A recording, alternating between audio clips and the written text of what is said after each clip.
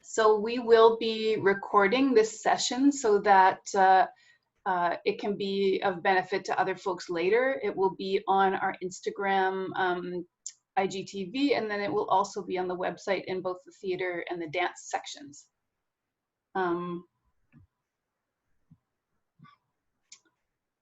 So yeah, thank you everyone. Thanks everyone for showing up. We have a really, really great attendee cohort today. Really appreciate you all coming to hang out with us for an hour. So we're doing a series of digital info sessions and grant writing workshops and live talks, as well as Instagram takeovers, starting this month.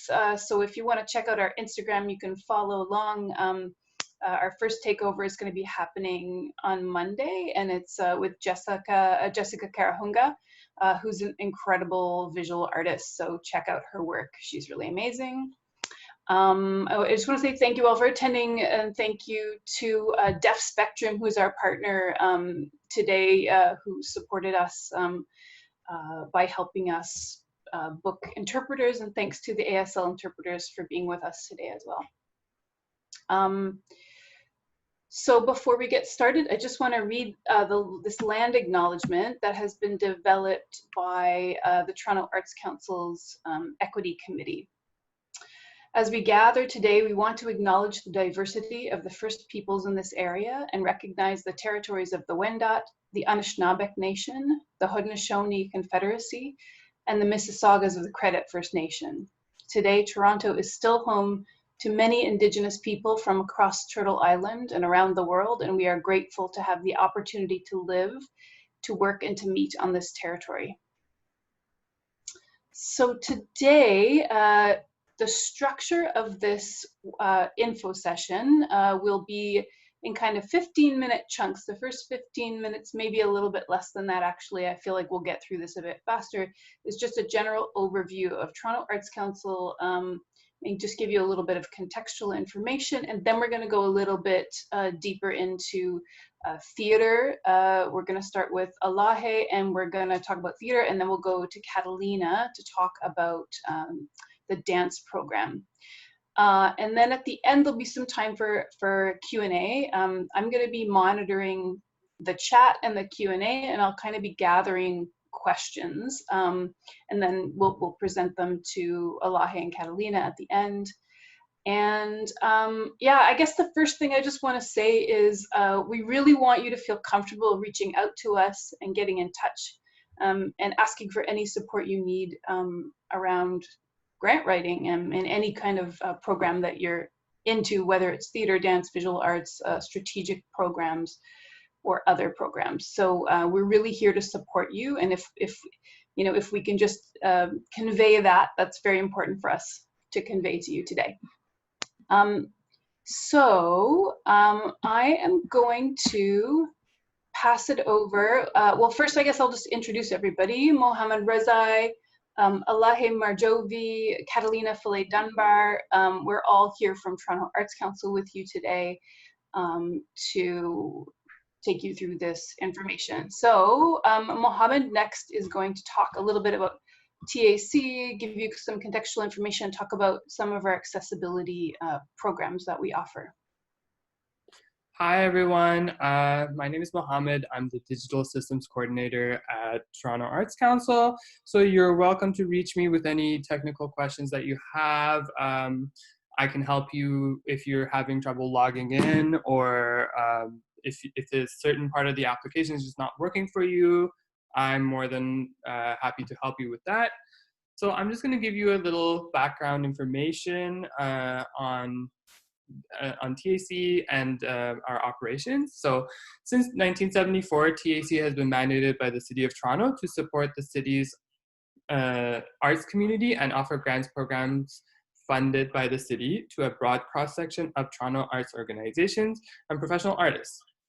Grant programs are governed by the two key operating principles: arm's length funding. This is how we describe our working relationship with the city, and peer review, which is our assessment process for the applications. Okay, So our assessment process, in our assessment process, grants are awarded on a competitive basis by a panel of peers who are practicing artists within your discipline. Peer assessors are selected on the basis of their familiarity with a broad spectrum of artists' styles and practices, and the relevant direct experience with arts programming in the relevant field. Panels are composed to ensure fair representation of gender and cultural diversity, as well as representation from emerging, mid-career, and established artists. This is pretty important to point out. Each program has its own assessment criteria.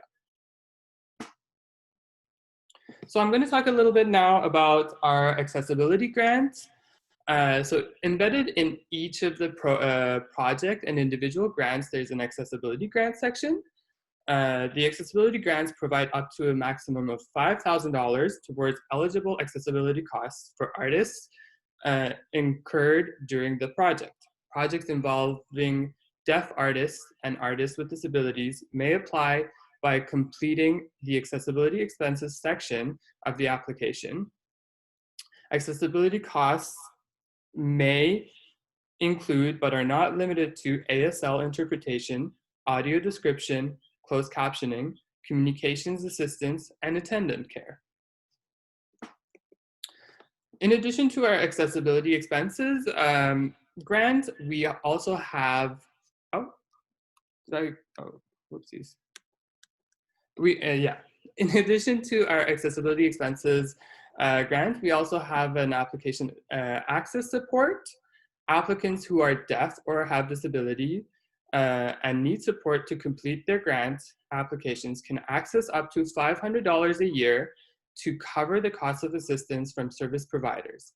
Please contact your program manager at least 6 weeks before the grant program deadline to access this funding.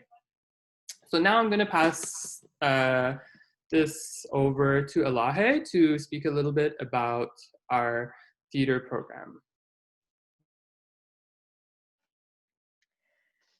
Hi everyone, so my name is Elahe and I'm the theater program manager. We are going to walk through an application and going into the different sections, and you can ask your questions in the end or just reach out to me later after this. The deadline is coming up on August 4th. And on that date, you will have time till midnight to submit your applications. So Mohammed has opened the draft application, exactly what you are going to see if you want to apply. The first thing I want to talk about is the eligibility. You can apply to theater projects only as a collective or as an organization. So this program isn't open to individual artists, and you can, you should create a profile for your collective, and then you can access the application through your profile, which will look like what you are seeing on the screen. If you have problem creating your profile, you can just email me or Mohammed about that. Okay, so let's go to the next page, please. So there are different tabs on top of the application that will help you to navigate through the application. The first tab is voluntary self-identification tab, and if you want and you would like to identify yourself, there is options and you are identifying yourself as one of our equity groups. You can choose that group here, or you can just not fill out this form and go ahead to other sections. It's your choice, but we have an equity priority policy in our granting system that you can learn more about it on the website as well, which comes into account when we want to allocate the funding in the end of the panels. So in short, if there are some projects with the same score, we will prioritize the application from the equity groups. That's how the policy is being implemented. So yeah, this section is for that. Let's go to the applicant ID. So this here, it's automatically filled from your profile. There's information about your collective and the history of your organization. When you put it in your profile, it will appear here. And there is also a space for you here to upload your board of the directors if you are an organization, and if you are a collective, you can upload the list of your members. For collectives, I mean, there is no legal status for collective. You can come together as 2 artists or more than 2 artists to put on a work under collective. The only thing that you should be aware of is that in the end, if you are granted the fund, the check will be made under the collective name. So the collective should have a bank account. That's the only legal thing about the collectives. So project information, let's go there. Okay. So there are 5 categories to theater projects grant. The first one is full production. That is to put on a full production on the stage. Although because of the situation around COVID, we accept applications for digital, any kind of digital presentations right now. So please feel free to submit your application for that format as well. Then there is the production in the festival category. If you can stay on the top, yeah. So production in the festival, it means your show has been accepted to be played, presented at the festival. For instance, Fringe, Summer Works, Paprika, any of the festivals in town. And even if your show hasn't received its confirmation yet, you can still apply to this category. And if your project gets selected, we will ask for the confirmation of the festival after the results. So either you have the confirmation from the festival or you are still waiting, you can apply for this category. And there is a theater festival category if you want to put on a festival. There is the workshop category, which this means for the development of a work that involves artists and playwrights in the room and involves a reading and a limited presentation or a limited presentation for an invited audience, for instance. Please don't confuse this category with playwrights grant. Sometimes it happens that people apply to this category and they think they can work on their play as playwright under this category, but this is a different grant. And if you are a playwright and you want to complete your grant, you should apply to playwrights program. So again, workshop, if you want to do it in digital format, because of the timing, you can apply in that format as well. And then special initiatives, if you think your work doesn't fit under any of these categories and it belongs somewhere else, such as it's a conference, it's a seminar, it's a professional development, you can apply under this category. Although I recommend that you call me and so we can discuss if you think it belongs to this category. Okay, so from there, when you choose your category, you will choose the type of the play basically that you are working on. And there are different types, and there's an option for other as well. If you scroll down, yeah. So if it doesn't fit under any of those types, you can, genres, you can choose other. And can we please go down, scroll down. So, and then amount requested, which will be automatically come here from your budget. and the title, the playwright, project location, all these are clear. And then there is the start and end date in this page, if we can scroll down. Yeah, so a start date. Your start date should be after November 1st, because your project can't start before you receive your notification letter. And for your end date, you can have up to 2 years to complete your project. And the end date affects your final report's due date. Okay, so, and then there's a summary, and yeah, these are clear sections. Let's go to the project description and the neighborhoods that comes with your venue. So project description, which is like the almost the main part of your grant application. There are 3 major questions here. The first one is the overview question. In the overview question, you want to answer to 5 W's and the H question. What are those? So the first one is the what question. So you should provide a synopsis or a summary of your play.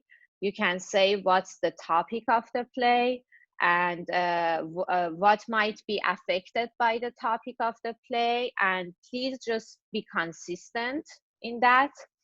And then the next question is why. The why includes your artistic statement, the inspiration for your work. Why is this work important to you? The next one is who. Who is involved in the project as like artists, and who will also benefit from this project. Then you will talk about how. So how you are going to stage this play, and you can talk about your process. And then you will provide when, which includes a timeline, and where, that includes your venues. So depending on the type of the project that you chose in the previous section, you will answer to these questions and explain them. So this will be your overview. Can we scroll down, please, Mohammed? And you have 1,000 words for it, so it's more than enough. The next one is artistic goals and your objectives. So here, you need to talk about the artistic goals and let's say the vision of your collective or your organization. And you also need to talk about the artistic goals of this specific project. It's good and it's stronger if you can make a connection between the artistic goals of the project and the artistic goals and visions of your collective and organization. So that's the artistic part. And the third part is outreach and audience development, which is very, very important and sometimes is overshadowed by the previous questions. So please pay attention to this part. So here you will talk about your audiences. Who are the audiences? What are the demographics? When you talk about the audiences, you should also talk about the ways that you are going to reaching them. So you can talk about your marketing plan here as well.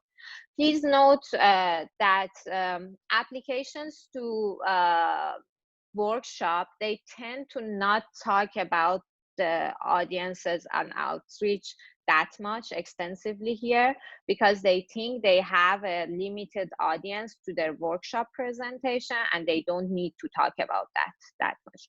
However, I encourage you to talk about the general audiences of your play beyond the workshop phase in this part, even if you are applying to the workshop category. So please pay attention to this part and be as detailed as you could in responding to it.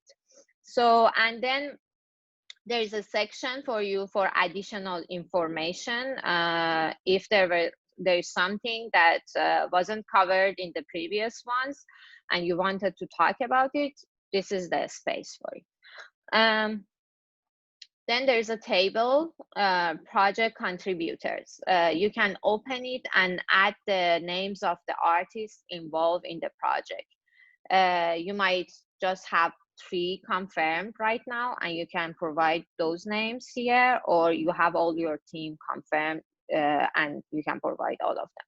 And then there's a space for providing CVs. You can upload multiple files here. So either you can put all the CVs in one file, or you can upload them separately. It's okay.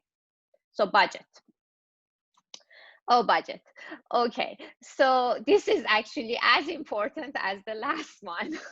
So the budget has 2 sections. If we can scroll down to the table. Okay, thank you. So there's the revenue section and there's the expenses section. You will click on the budget and the table will be opened for you. So under the revenue section, there are 3 main categories. There's the earned revenue, the private sector revenue, and the public sector revenue. The earned revenue includes your revenue from box office that you might have, your revenue from any fees, like let's say you receive a fee from the festival that you're participating at, or for a workshop you will receive a fee, or like merchandise. You can also add rows to these categories. So if there is something that you are not seeing in the budget, but you have it in your budget, you can add the row and name it. The next part is private sector. Private sector includes donations, sponsorships, any grants from the foundations. If you are co-producing this work with another theater company, you can add their support here. Here, you can also add any in-kind support that you are receiving for the project can be added under this section, under private sector revenue. Because sometimes you want to provide a service to your project as an in-kind donation. You can put the value of it here under the private sector, and also add it to your expenses later on in the table, so they will balance each other out. So the government revenue includes any grants that you want to receive or you have already received from government, all these different councils. As you see, you can choose the status of these funds. They are pending or they are confirmed.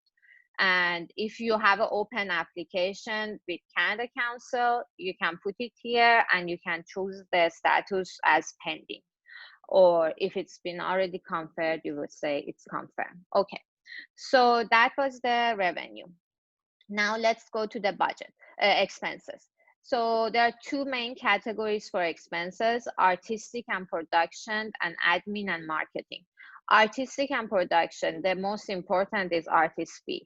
Then there are production costs like venue rental, renting like any equipment, and or rehearsal space rental. The programming fees and the publications. You are publishing brochures for your program. And if you are applying for accessibility, you can put the expense here. The admin and marketing is the administrative fee for putting the work together. And if you are holding the fundraising events, you can put it here. And there's also a cost for marketing that you should include. We don't have it here in the budget, but you can add the row for it. And again, it's something that is overlooked. If you are talking about reaching the different marketing methods to reach out to your audiences in the previous section, please include the expenses related to that in your budget. Make sure to include the expenses so it makes sense to the panel. So in the end, you have your revenue and expenses, and they should balance out each other. So the profit will be 0. And then there is a supplement. can we close the table? Okay, we come back here. There is a supplementary budget that you are required to submit. In that, you will provide a table of the detailed breakdown of your fees and expenses. The first one is a detailed breakdown of your artist fee. Please have a base for those artist fee and mention that reference for your artist fee in this supplementary budget information. It can be from, you can refer to Canadian Theatre Agreement or to the Independent Theatre Agreement for to find the artist fee. And it's good to have that referral and have it mentioned. It makes it as stronger. And then there is the breakdown for your venue and, you know, for your marketing costs. Everything in breakdown should be provided here. Again, the more details you can provide, the stronger your application will be. So the contingency statement is that the space is for you to provide any contingency plan you have in place in case you aren't able to secure all the funding for your project. So what can be some of those plans? For instance, you will say you will reduce your production cost, or you will decrease the number of performances, or you will reduce the promotional cost, or you will implement other ways like fundraising methods such as crowdfunding to, you know, raise the fund that you need. Please, I encourage you to never talk about cutting from the artist fees. That should be the last thing that you want to do in case you aren't able to secure your funding. So you can just use some of the options that I just talked about in your contingency. So yeah, let's go to the next one. That section comes automatically from your profile. So if you have it, it will come from your collective or organization's profile. It's nothing that you need to be worried about. Let's go to the stats. So this is important information for us to know. For TAC, if we open the table here, you can tell us what are the number of the performances you are planning, how many artists will be presented, will be engaged, what are the attendance. So it's just some statistics for us basically to use at TAC. And after that is the location that you can find a venue if you have a venue confirmed, or even if you are thinking about a venue for your performance or for your workshop, you can just look it up here as Mohammed is doing, and the venue will come up automatically in the table below.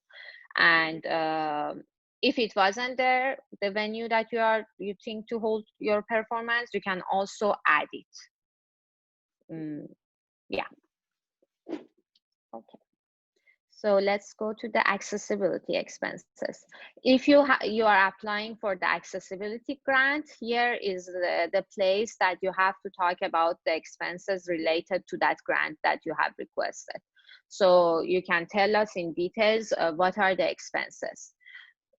Please make sure that be aware that the accessibility grant is for any costs related to the artists involved in the project.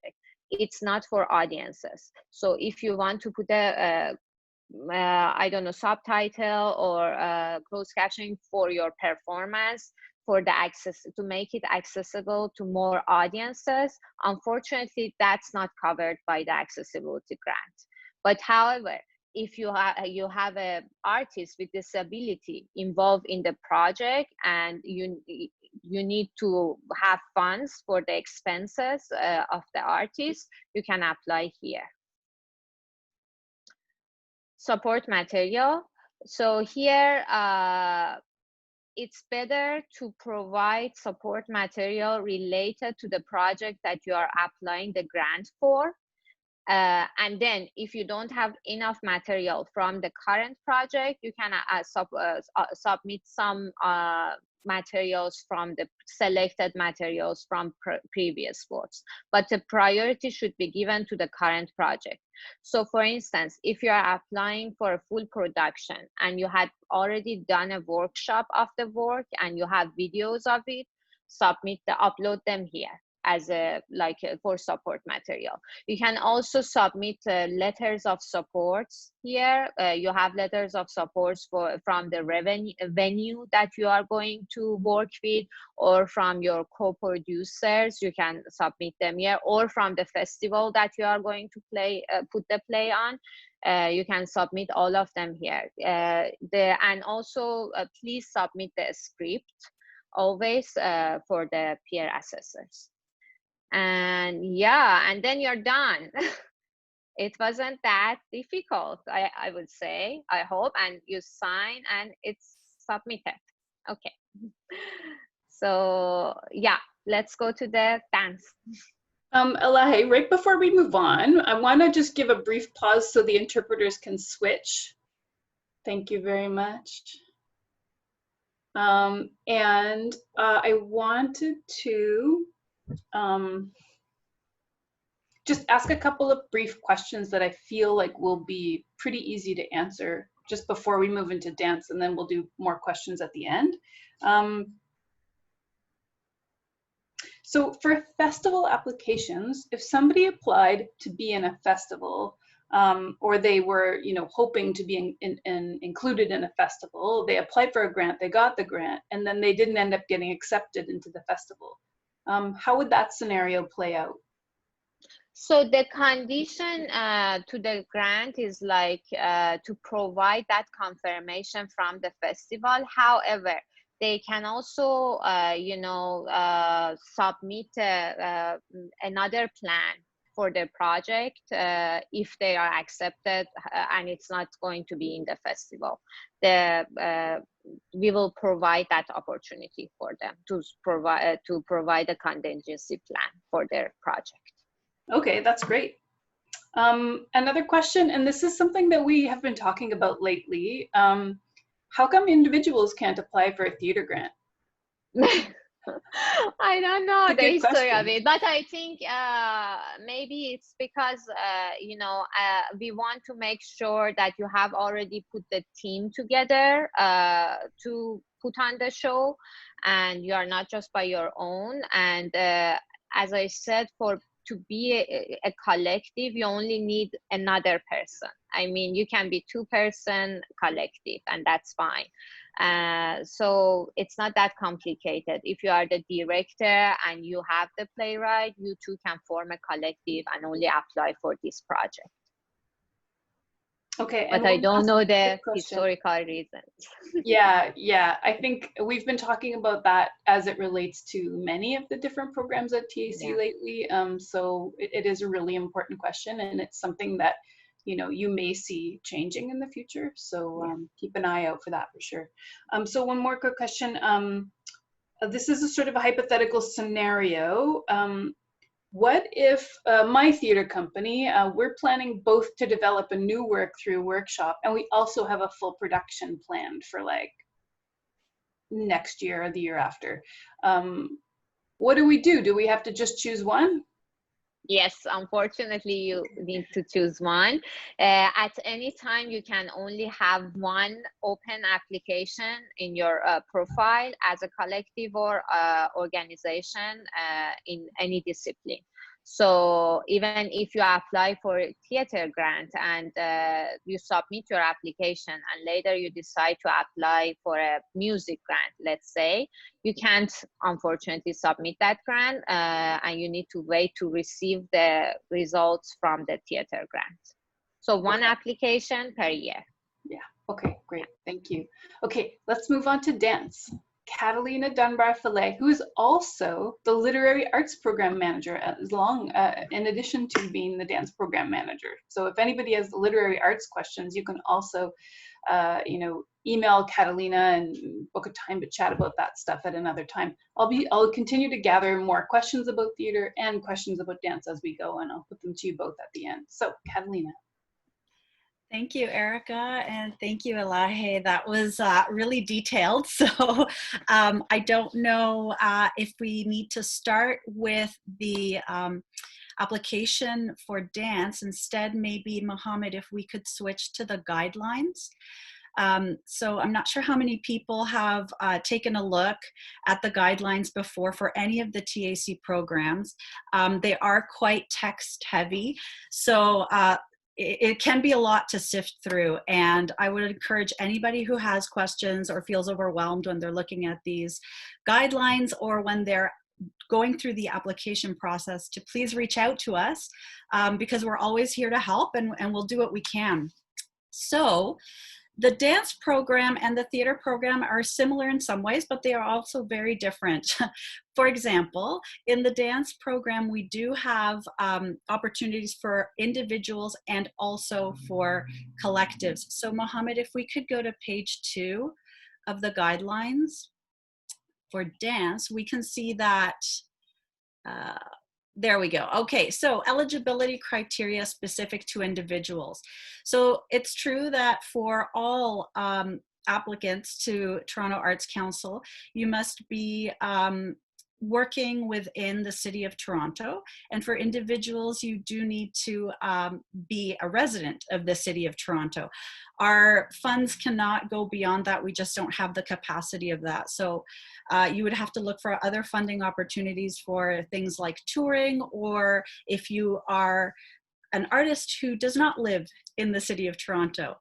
Sometimes we get lots of questions. I live in Thornhill, or I'm in the GTA.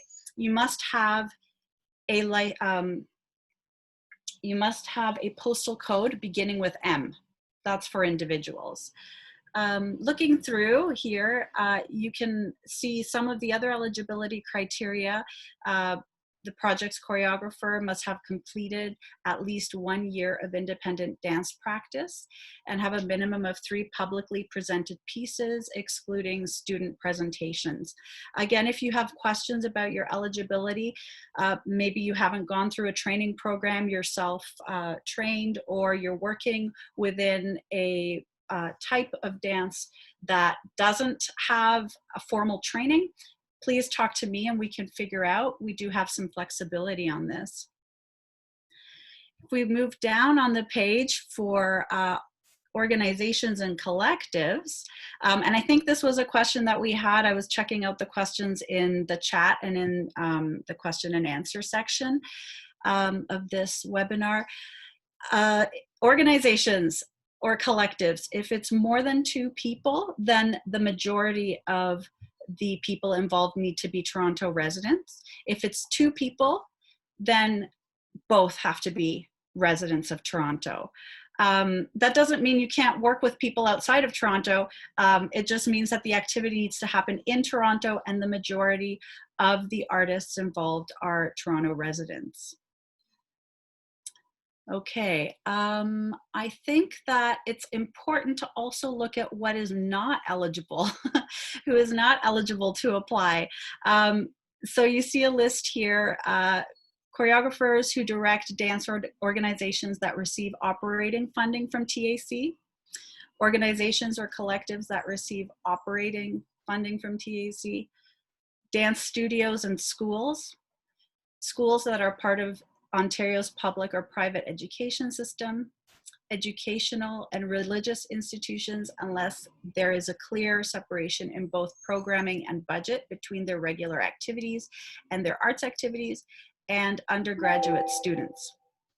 If you happen to be a graduate student, or if you are still in a different kind of a training institution, you can get a letter from somebody at the university to let us know that the artistic activity you are proposing for your grant is not part of your studies. So it's not that you can't be studying, it's just that it can't be a part of what we would be funding, because there are different programs for different funding. Okay, our categories. we have 4 categories in the dance program. The creation category, all of these are open to both individuals and to collectives or organizations. The creation category is the one category in which the entire grant amount from TAC, which is up to $8,000, can go towards the project. So you do not need any other forms of revenue. So you don't need to also apply to OAC or Canada Council, for example. You don't need box office revenue. You don't need private donations. That doesn't mean don't apply for those things or don't try and get those things. It just means you don't need it. This is for creation, for the creation process. So you may need a grant to just spend some time in the studio and work on a project by yourself with other people. And I think this is a really exciting grant, and most of our applicants go for this grant here. The next one is production and presentation. And this grant has a maximum of $15,000. And you can see here the eligible expenses.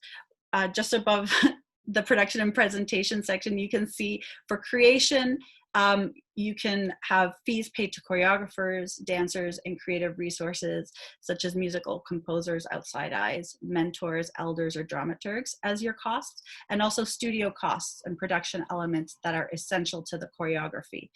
So maybe there's a special costume or a special set that is integral to the creation of this particular dance, then that is an eligible expense.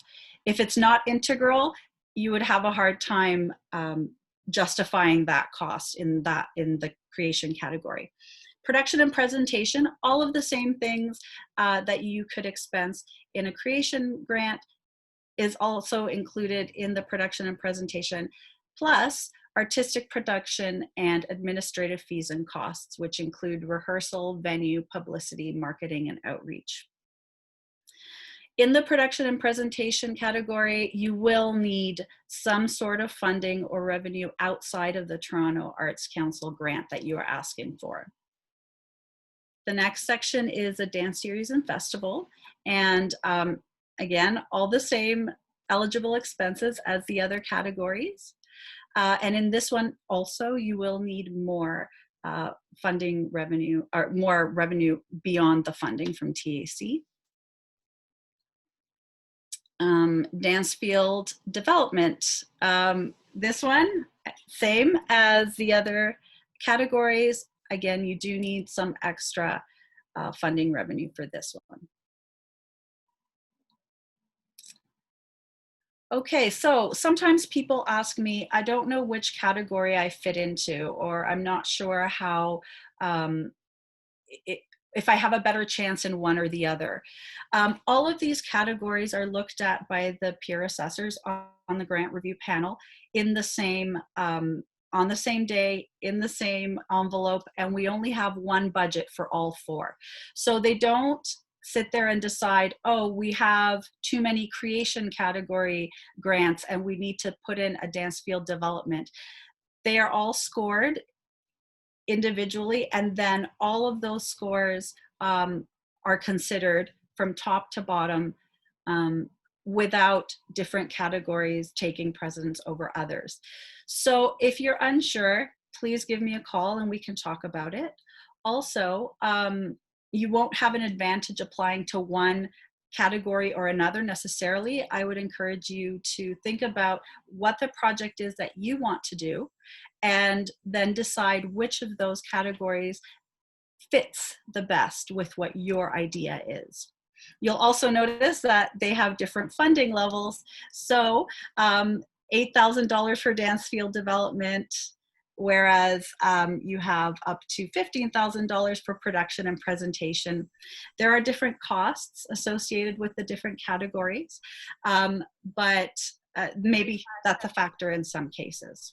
Catalina, sorry. Yes, somebody has a question. Trying to switch. Okay, sorry.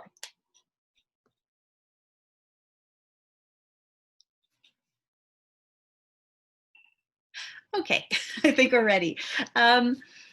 Perhaps now we could go back to the yeah, thank you, Mohammed, to the application. So you'll notice this application is very similar to the theater application for projects.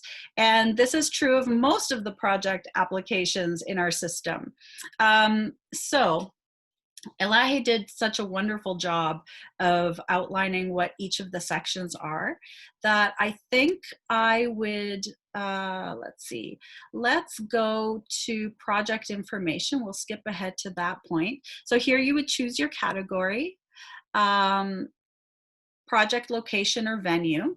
I will outline or highlight that in the creation category, there doesn't have to be a formal presentation. It can be an in-studio showing. Sometimes it's just me who's invited with maybe an outside eye, a few other dancers from the community. It's not something that is required in the creation category. So when you put project, location, or venue there, you might choose a studio. And sometimes you'll find it's difficult to enter something into the fields for the different categories depending on what it is that we're doing. The template is the same for most of these applications. So if you're finding it difficult, you can always give me a call and we'll figure it out. It isn't always a perfect fit. Okay, I will reiterate what Elahe said earlier about the period to be covered by this grant. For the August 4th deadline, of course, the projects need to begin any of the activity that will be covered by the TAC grant November 1st forward. It's a different time for the spring application. That would be June 1st forward, but for this one that's coming up, it's November 1st forward. That doesn't mean that you can't have started some of the activities beforehand. It just means that we do not fund retroactively. So anything that will be covered in your budget or in the project description in terms of what the TAC fund will be going towards would be from November 1st onward. You choose an end date, but here I will let you know that all projects have up to 2 years to be completed. So we're in a strange time right now where you may have productions booked, you may have an idea for doing a live performance, and that might not happen the way that you had planned.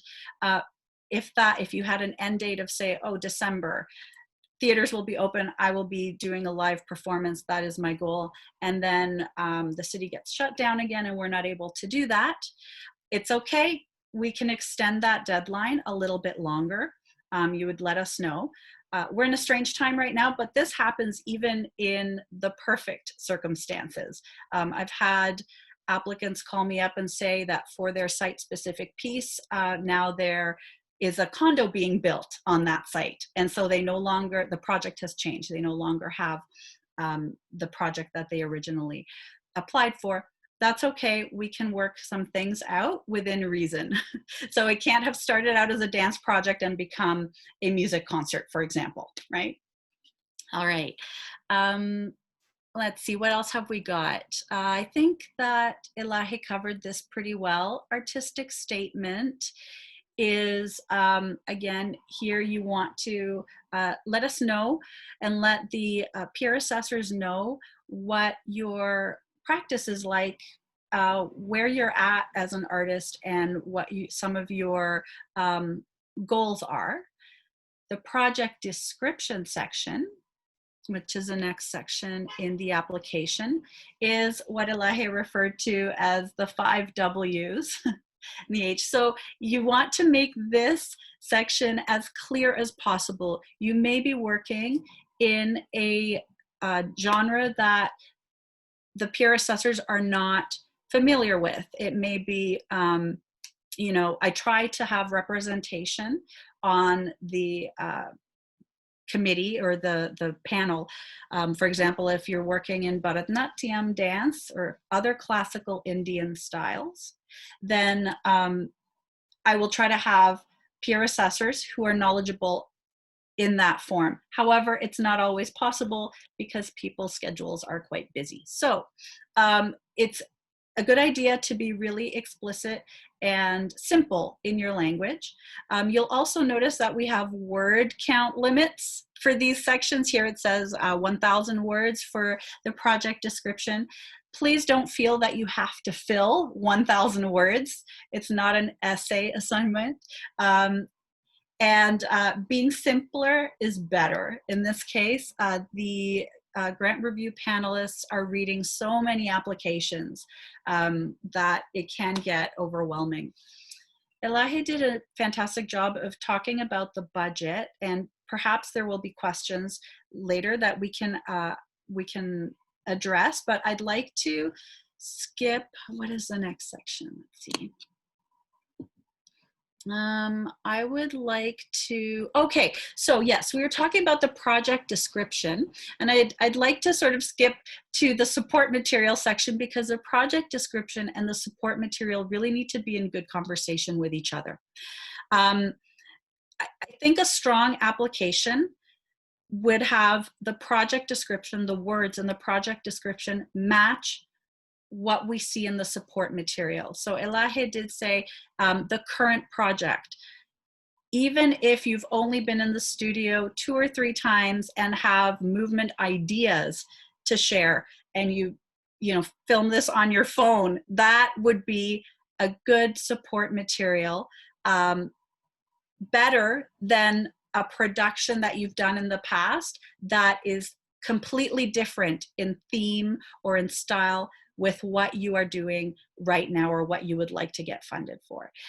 So I think this is where sometimes we make or break an application when the project description and the support material don't seem to match.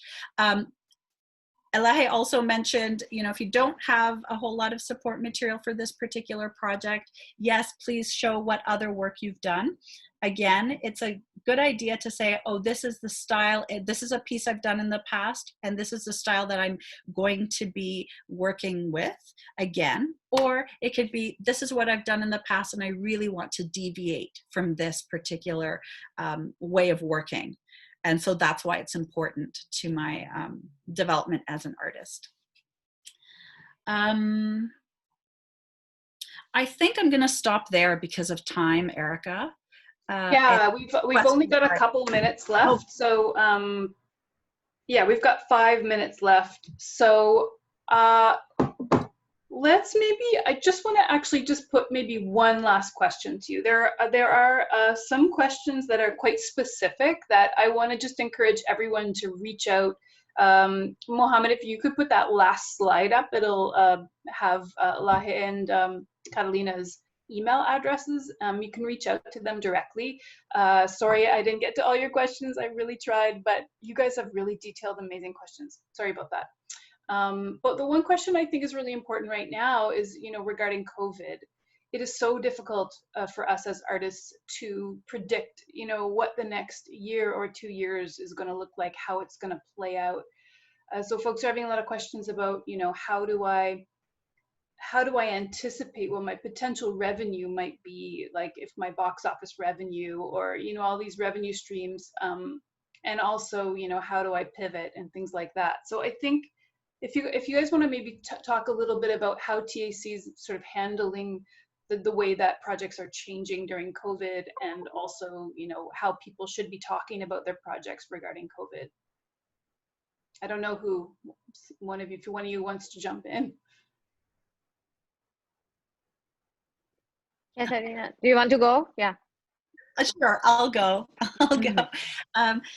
So I think that for this round of applications, certainly COVID contingency plans can be woven in to the project description. They can be woven into other parts of the of the application. What we also did with the past round, because it all happened at once, is that we asked for applicants to give, write up a contingency plan, and then we added that to the support material section just because you can add more files there. And it's something that we want to be able to discuss when the panel meets. Also, I would just like to reiterate that we are being flexible in terms of changes that might come your way when the project is funded and it can't be completed exactly as proposed. Elahe, do you have something to add?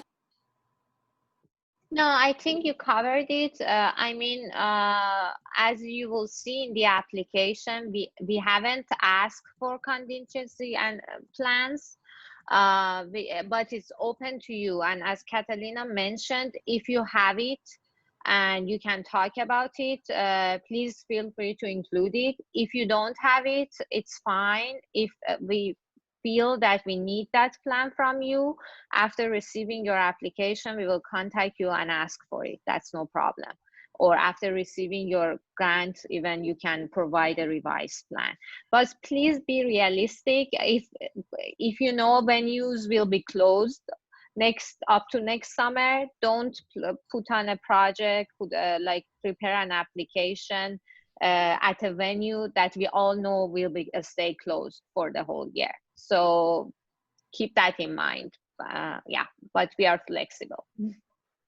And as an artist who's trying to plan a project, you can check out our website. There's a whole COVID section, and also that will direct you to the current up-to-date public health information. A lot of the public health guidelines are obviously through the province, but there are secondary, more specific guidelines through the city.